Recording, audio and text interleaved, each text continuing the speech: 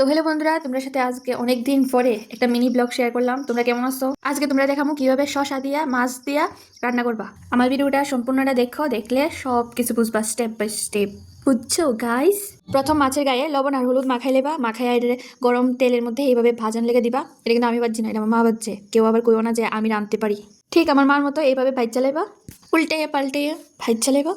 Guys, তোমরা আমার একটা চ্যালেঞ্জ দাও যেটা নেক্সট ভিডিওতে তোমার সাথে আমি শেয়ার করতে পারি। সবাই বেশি বেশি করে কমেন্ট করবা, আমার কমেন্ট পড়তে খুব ভালো লাগে। দেখো তোমার সাথে বক বক করতে করতে মাছ ভাজা অর্ধেক হয়ে গেছে আর অর্ধেক রয়েছে। এটি হচ্ছে মাছের মাথাটি, এটি মাছের মাথাটি বাচ্চা সারবো, সারলে পরে দেয়া তোমার সাথে দেখাইতেছি যে শসা দিয়া আলু দিয়া কিভাবে রান্না করে। এই দেখো কড়াইর ভিতরে শসা আর আলু দিয়ে দিছে, দিয়া এখন নাড়াচাড়া করতেছে। নাড়াচাড়া করার পরে ঘরের মধ্যে যা মশলা আছিল সব দিছে, যেমন হলুদ, ধনিয়া, জিরা পাউডার আর দিছে নুন, আর লাস্টে দিছে কাঁচামরিচ পেস্ট। মশলা দেওয়া শেষ হয়ে গেলে তারপরে এই শসা আর আলুটা ভালো করে কষাইতে হবে। ভালো করে কষাইতেছে মা।